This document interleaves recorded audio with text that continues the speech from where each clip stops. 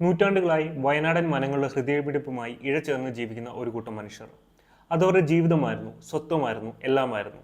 ഈ ഹൃദ്യമായ ബന്ധം അക്രമാസക്തമായി വിച്ഛേദിക്കപ്പെടുമ്പോൾ അവർ എന്തു ചെയ്യും? വാഗ്ദാനങ്ങൾ വെറും പാഴ്വാക്കുകളാവുമ്പോൾ, വിശപ്പിന്റെ വേദന ആത്മാവിലേക്ക് ചൂഴ്ന്നിറങ്ങുമ്പോൾ അവർ ആരോട് സഹായം അഭ്യർത്ഥിക്കും? സ്വന്തം കുഞ്ഞുങ്ങളും വൃദ്ധജനങ്ങളും വിശപ്പിന്റെ വേദനാജനകമായ മരണത്തിന് കീഴടങ്ങുമ്പോൾ അവർ എങ്ങനെ പ്രതികരിക്കും? 2003 മുത്തങ്ങയിൽ ഈ സമ്മർദ്ദങ്ങളെല്ലാം പൊട്ടിപ്പുറപ്പെടുകയാണ് ചെയ്തത്. മോഷ്ടിക്കപ്പെട്ട ഭൂമിക്ക് വേണ്ടിയുള്ള തീവ്രമായ പോരാട്ടത്തിന്റെ പിന്നിലെ മനുഷ്യകഥയാണിത്. ഭൂമി ഇല്ലാത്തതിൻ്റെയോ വിശപ്പിൻ്റെയോ മാത്രം കഥയല്ല, ജനാധിപത്യത്തിന്റെ വ്യവസ്ഥാപരമായ പരാജയത്തിനെതിരെയുള്ള ശക്തമായ മനുഷ്യ പോരാട്ടത്തിന്റെ കൂടെ കഥയാണ്. 2003 മുത്തങ്ങയിൽ നടന്ന സംഭവങ്ങളുടെ തീവ്രത മനസ്സിലാക്കണമെങ്കിൽ നാം ചരിത്രത്തിലോട്ടൊന്ന് തിരിഞ്ഞു നോക്കേണ്ടതായിട്ടുണ്ട്. ഒറ്റ രാത്രി കൊണ്ടല്ല വയനാട്ടിലെ ആദിവാസികൾക്ക് അവരുടെ ഭൂമി നഷ്ടമായത്. ബ്രിട്ടീഷ് ഭരണകാലത്തും അതിനുശേഷവും വന്ന പല നിയമങ്ങളും ജനസംഖ്യാപരമായും സാമ്പത്തികപരമായും നടന്ന പല മാറ്റങ്ങളും ഇതിന് കാരണമായിട്ടുണ്ട്.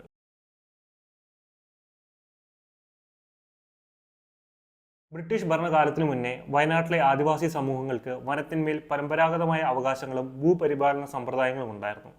എന്നാൽ ബ്രിട്ടീഷ് ഭരണകൂടം വനത്തെ വെറും വരുമാന സ്രോതസ്സായിരുന്നു കണ്ടിരുന്നത്. അവർ പല വന നിയമങ്ങളിലൂടെയും വനത്തിന്മേലുള്ള അധികാരം ഊട്ടിയുറപ്പിക്കാൻ ശ്രമിച്ചു. 1878 നിലവിൽ വന്ന ഇന്ത്യൻ ഫോറസ്റ്റ് ആക്ട് പിന്നീട് 1927 ശക്തിപ്പെടുത്തുമ്പോൾ വിശാലമായ വനഭൂമി പ്രൊട്ടക്റ്റഡ് ഫോറസ്റ്റ് അല്ലെങ്കിൽ റിസർവ് ഫോറസ്റ്റ് ആയി പ്രഖ്യാപിച്ചു. വനത്തുള്ളിൽ താമസിക്കുവാനോ കൃഷി ചെയ്യുവാനോ ഉൽപ്പന്നങ്ങൾ ശേഖരിക്കുവാനുള്ള ആദിവാസികളുടെ പരമ്പരാഗതമായ അവകാശം ഇതില്ലാതാക്കി. അവർ താമസിച്ചുകൊണ്ടിരുന്ന ഭൂമി കയ്യേറ്റ ഭൂമിയായി പ്രഖ്യാപിക്കപ്പെട്ടു. ഇത് മാത്രമല്ല, ബ്രിട്ടീഷ് ഭരണകൂടം വനത്തെ വാണിജ്യപരമായും ചൂഷണം ചെയ്തു. വനത്തിലെ മരങ്ങൾ കപ്പൽ നിർമ്മാണത്തിനായും റെയിൽപാത നിർമ്മാണത്തിനായും വെട്ടിനിർത്തി. വനത്തിനുള്ളിൽ വാണിജ്യ തോട്ടങ്ങളായ തേക്ക് പിന്നീട് യൂക്കാലിപ്റ്റസ് പോലുള്ളവ പ്രോത്സാഹിപ്പിച്ചു. ഇതും ആദിവാസികളുടെ നിർബന്ധിത കുടിയൊഴിപ്പിക്കലിന് കാരണമായി. രണ്ടാം ലോകമഹായുദ്ധവും വയനാട്ടിലെ ആദിവാസികൾക്ക് ഭൂമി നഷ്ടമായതും തമ്മിലൊരു ബന്ധമുണ്ട്. രണ്ടാം മഹായുദ്ധത്തിനു ശേഷം കേരളത്തിൽ പട്ടിണി, ദാരിദ്ര്യം, തൊഴിലില്ലായ്മ, ഭൂമിയില്ലായ്മ ഇവയെല്ലാം വർദ്ധിച്ചു. ഈ സമയത്താണ് കേരളത്തിലെ ജനസാന്ദ്രത വർദ്ധിക്കുന്നത്. അതോടെ കർഷകർക്ക് കൃഷി ചെയ്യുവാൻ ഭൂമിയില്ലാതായി. ഈ കാരണങ്ങൾ കൊണ്ട് മലബാറിൽ നിന്നും തിരുവിതാംകൂറിലെ ചില ഭാഗങ്ങളിൽ നിന്നും വയനാട്ടിലെ മലയോര പ്രദേശങ്ങളിലേക്ക് വൻതോതിൽ കുടിയേറ്റം നടന്നു. വയനാട്ടിലെ വിശാലമായ വനങ്ങളും ബലഭൂവിഷ്ടമായ മണ്ണുമായിരുന്നു അവരെ ആകർഷിച്ചത്. അവർ അവിടെ വനങ്ങൾ വെട്ടിനിർത്തി നാണ്യവിളകൾ കൃഷി ചെയ്യുവാൻ ആരംഭിച്ചു. ഇത് പലപ്പോഴും ആദിവാസികളുടെ ഭൂമി കയ്യേറ്റം ചെയ്തുകൊണ്ടായിരുന്നു. ഭൂനിയമങ്ങളെപ്പറ്റി അന്നത്തെ ആദിവാസികൾക്ക് കാര്യമായ അറിവുണ്ടായിരുന്നില്ല. അവരെ വഞ്ചിച്ചും കടക്കണിയിൽപ്പെടുത്തിയും ഭീഷണിപ്പെടുത്തിയും ഒക്കെ അവരുടെ ഭൂമി കുടിയേറ്റക്കാരായ കർഷകർ കൈക്കലാക്കുകയാണ് പിന്നീട് ചെയ്തത്. 1961 മദ്രാസ് ഹൈക്കോടതി ഭൂമിയില്ലാത്ത ആദിവാസികൾക്ക് കൃഷി ചെയ്യുവാൻ ഭൂമി നൽകിക്കൊണ്ട് അവരെ ഉയർത്തിക്കൊണ്ടുവരുവാൻ ഒരു ശ്രമം നടത്തുന്നുണ്ട്. എന്നാൽ ഈ ഒരു ശ്രമം അവർക്ക് എതിരായി തീരുകയാണ് ചെയ്യുന്നത്. തലമുറകളായി വയനാട്ടിലെ ആദിവാസികൾ ഷിഫ്റ്റിംഗ് കൾട്ടിവേഷൻ എന്ന കൃഷിരീതിയാണ് ചെയ്തു പോകുന്നത്. അതായത് അവർ വനത്തിലെ ഒരു ഭാഗം ആദ്യം വെട്ടിനിർത്തി തീയിടും. അവിടെ കുറച്ചു കാലം കൃഷി ചെയ്തതിനു ശേഷം വനത്തിലെ തന്നെ വേറൊരു പ്രദേശത്തിലേക്ക് അവരും മാറും. നമ്മൾ പെട്ടെന്ന് നോക്കുമ്പോൾ ഇത് വനത്തിന് ദൂഷ്യം ചെയ്യുന്ന ഒരു കൃഷിരീതിയാണ്. എന്നാൽ അതങ്ങനെയല്ല, വളരെ ആരോഗ്യപരമായിട്ടുള്ള ഒരു കൃഷിരീതിയായിരുന്നു ഇത്. ഇത്തരത്തിൽ കൃഷി ചെയ്തു പോകുന്ന ആദിവാസികൾക്ക് നിശ്ചിത പ്രദേശത്ത് കൃഷി ചെയ്യുവാൻ ബുദ്ധിമുട്ടായി തുടങ്ങി. തന്നെയുമല്ല, അവർക്ക് ലഭിച്ച ഭൂമി പലപ്പോഴും വന്യമായതോ വിദൂരമായതോ ആയിരുന്നു. തക്കതായ പിന്തുണയോ നിയമപരിരക്ഷയോ ഇല്ലാതെ ആദിവാസികളുടെ ഭൂമി പതിയെ കുടിയേറ്റക്കാരായ കർഷകരിലേക്ക് മാറുവാൻ തുടങ്ങി. 1963 കേരള സർക്കാർ ശക്തമായി ഭൂപരിഷ്കരണ നിയമം നടപ്പിലാക്കുന്നത്. കൃഷിക്കാരന് ഭൂമി എന്ന നല്ല ഉദ്ദേശത്തോടു കൂടിയാണ് ഈ ഒരു നിയമം നിലവിൽ വരുന്നത്. എന്നാൽ ഈ ഒരു നിയമവും ആദിവാസികളുടെ അവസ്ഥ മോശമാക്കുകയാണ് ചെയ്തത്. ഈ ഒരു നിയമം കുടിയേറ്റക്കാരായ കർഷകർക്ക് പ്രയോജനം ചെയ്യപ്പെട്ടു. എന്നാൽ നിയമപരമായി ആദിവാസികൾ കുടിയന്മാരായിരുന്നില്ല. അതുകൊണ്ട് അവർക്ക് ഉള്ള ഭൂമി നഷ്ടപ്പെടുകയാണ് ഈ ഒരു നിയമം പ്രാബല്യത്തിൽ വന്നതോടെ നടക്കുന്നത്. ബ്രിട്ടീഷ് ഭരണകാലത്ത് നിലവിൽ വന്ന പല വന നിയമങ്ങളും സ്വതന്ത്ര ഭാരതത്തിലും അതേപടി നിലനിന്നു പോന്നു. 1972 വൈൽഡ് ലൈഫ് പ്രൊട്ടക്ഷൻ ആക്ട് നിലവിൽ വരുന്നത്. ഇതിന്റെ ഭാഗമായി 1973 വയനാട്ടിലെ വനനിരകൾ വൈൽഡ് ലൈഫ് സാങ്ച്വറി ആയിട്ട് പ്രഖ്യാപിക്കപ്പെടുന്നുണ്ട്. 1980 ഫോറസ്റ്റ് കൺസർവേഷൻ ആക്ട് കൂടി നിലവിൽ വന്നതോടെ വനഭൂമി സംരക്ഷിക്കപ്പെടേണ്ട ഭൂമിയായി തീർന്നു. ഇതോടെ വനത്തിൽ ഉള്ളിലോ അതിന്റെ പരിസരത്തോ താമസിക്കുന്ന ആദിവാസികളെ നിർബന്ധമായി കുടിയൊഴിപ്പിക്കലിന് ഭാഗമാക്കി. അവർക്ക് തക്കതായ നഷ്ടപരിഹാരമോ പുനരധിവാസമോ ലഭിച്ചിരുന്നില്ല. 1970 മധ്യത്തോടെ വയനാട്ടിലെ ആദിവാസികളുടെ കഷ്ടതകൾ അവഗണിക്കുവാൻ സാധിക്കാത്ത വിധം ഉയർന്നു. പതിറ്റാണ്ടുകളായി ഇവർ നേരിട്ട അനീതിക്ക് പരിഹാരം എന്ന വിധം കേരള സർക്കാർ 1975 ഒരു നിയമം കൊണ്ടുവരുന്നുണ്ട്.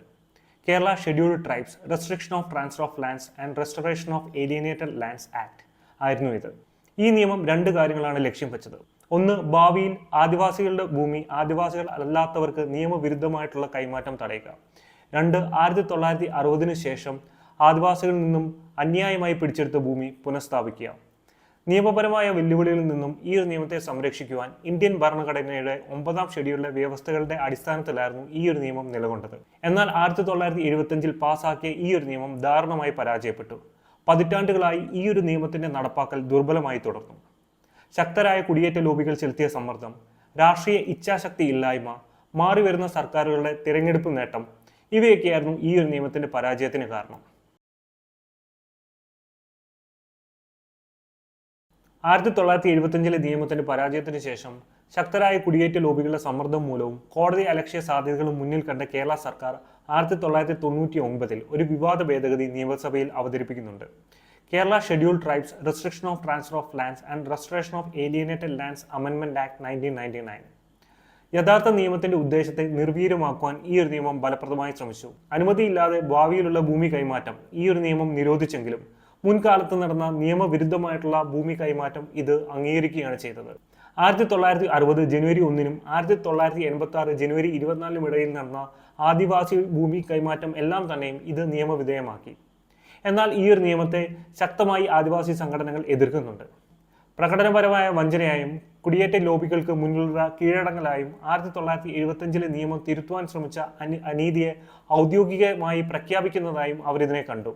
എന്നാൽ ഈ ഒരു നിയമം പ്രസിഡന്റ് അസന്റ് ലഭിക്കാത്തത് മൂലം നടപ്പിലാകുന്നില്ല. ഈ ഒരു നിയമം നിയമസഭയിൽ അവതരിപ്പിച്ചപ്പോൾ അത്ഭുതമെന്നിരിക്കെ എല്ലാ പാർട്ടികളും ഇതിനെ പിന്തുണയ്ക്കുകയാണ് ചെയ്തത്. അതുകൊണ്ട് തന്നെ ഇത് ആദിവാസികളുടെ നിരാശയ്ക്കും അസംതൃപ്തിക്കും കാരണമാക്കി.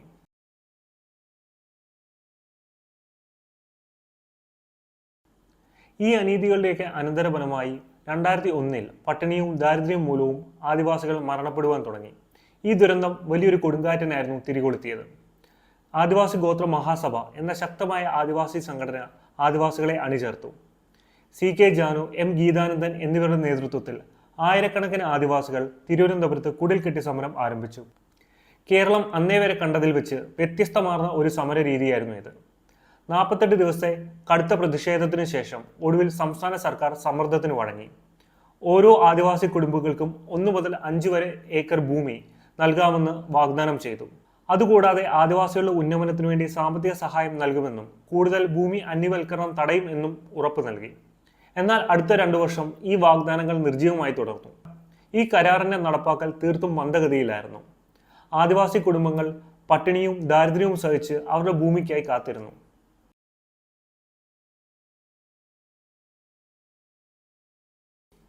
ഒടുവിൽ ജനുവരി 2003 വേറൊരു നിവൃത്തിയുമില്ലാതെ ആദിവാസി ഗോത്ര മഹാസഭ തങ്ങളുടെ പരമ്പരാഗത ഭൂമി തിരിച്ചുപിടിക്കുവാൻ നേരിട്ടിറങ്ങി. ആയിരക്കണക്കിന് ആദിവാസികൾ മുത്തങ്ങയിലെ വനത്തിലേക്ക് മാർച്ച് നടത്തി. അവർ ചെറിയ കുടിലുകൾ കെട്ടി താമസം ആരംഭിച്ചു. 100 കണക്കിന് ആദിവാസികളാണ് അന്ന് മുത്തങ്ങയിലേക്ക് ഒഴുകിയെത്തിയത്.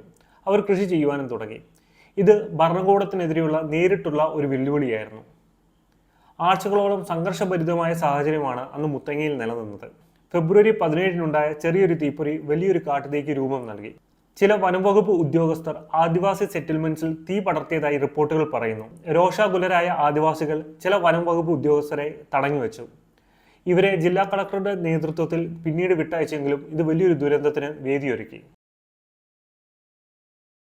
ഫെബ്രുവരി 19, 2003 ഭരണകൂടം ക്രൂരമായി ആദിവാസികളെ കുടിയൊഴിപ്പിക്കാൻ ശ്രമിച്ചു. പോലീസ്, വനം വകുപ്പ് ഉദ്യോഗസ്ഥർ എന്നിവരടങ്ങുന്ന വലിയൊരു സേന മുത്തങ്ങയിലേക്ക് ഇരച്ചു കയറി. അക്രമാസക്തമായ സംഘർഷമാണ് പിന്നീടുണ്ടായത്. വന്യമായ സംഘർഷത്തിൽ അനേകം ജീവനുകൾ പൊലിഞ്ഞു. പോലീസ് കോൺസ്റ്റബിളായിരുന്ന KV വിനോദും ആദിവാസി പ്രതിഷേധക്കാരനായ ജോഗിയും മരണപ്പെട്ടു. CK ജാനു, M ഗീതാനന്ദൻ എന്നിവരെ അറസ്റ്റ് ചെയ്ത് നീക്കി. വെടിവെപ്പിലും ലാത്തിചാർജിലും അനേകം പേർക്കാണ് പരിക്കേറ്റത്. ഒടുവിൽ ആദിവാസികളെ കീഴ്പ്പെടുത്തി. അവർ ഒരിക്കൽ കൂടി ചിതറിക്കപ്പെട്ടു. 2003 മുത്തങ്ങയിൽ അരങ്ങേറിയത് ദുർബലരായ പൗരന്മാരെ പരാജയപ്പെടുത്തിയ ഭരണകൂടത്തിന്റെ ഒരു കറുത്ത അധ്യായമായിരുന്നു. പതിറ്റാണ്ടുകൾക്കിപ്പുറവും തങ്ങൾക്ക് നഷ്ടപ്പെട്ട ഭൂമി തിരിച്ചെടുക്കുവാൻ ഇപ്പോഴും ആദിവാസികൾ കോടതി മുറികൾ കയറിയിറങ്ങുകയാണ് ചെയ്യുന്നത്. Justice denied is justice delayed എന്ന വാക്യത്തിന്റെ ഉത്തമ ഉദാഹരണമാണ് മുത്തങ്ങയിലെ ആദിവാസികൾ അനുഭവിച്ച കഷ്ടതകൾ.